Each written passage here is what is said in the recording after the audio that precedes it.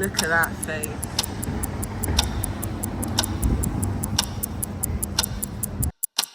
Mama told me not to sell well. 17, say gonna teach ya. Am I old? Am I young? I don't know. I feel like I'm bad at everything, but I'm talented. I feel like I'm bold, I'm brave, I'm confident, but I'm so awkward. I'm so shy. Oh my gosh, you know what? I am a walking contradiction. And I have realized that these 20s that people talk about is literally about confusion. And confusion in the sense of I am actually having the time of my life, but I'm also struggling. And I feel old. I feel really old, I'm not gonna lie. But I feel so young, like everything is riding on what I'm doing currently. I am overwhelmed. And that is exactly what was addressed this week by Julia Cameron in The Artist's Way. Welcome back. Okay, let's get into it. I never really thought myself as a perfectionist until now. Julia describes perfectionism as somebody who writes, paints, creates, makes something, but doesn't only just make it. She's also looking at her audience as she's making it, as she is painting or as she's creating or doing whatever. She really is also thinking about how other people are going to look at it, how other people are going to rate it, judge it, what their opinion is going to be.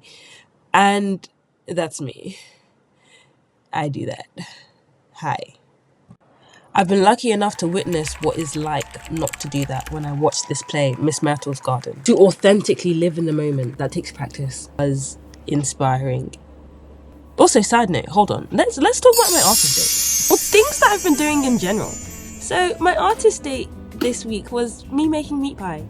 And it was the best thing ever. I've realised as I've gotten older, there's some things that have stuck, there's some things that have come back, and there's some things that are changing.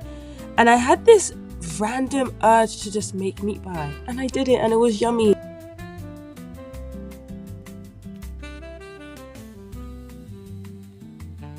Beautiful. And in terms of other things that have stuck to me, it's Chinese food. Chinese food and I go all the way back. And we're gonna go all the way to the future.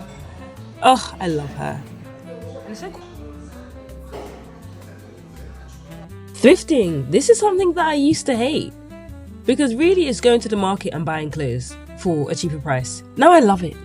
Give me some of that. Taking care of my body. I am asking all the questions now. Everything. Like, why isn't it organic? It has to be organic. It has to be fresh. It has to be good for my body. Okay. Back to what this was about. This was about recovering a sense of strength and connection. Now, time. I randomly decided to go through my GCSE results and all of my year 9, year 7 test scores for some reason. And I think it's so ironic.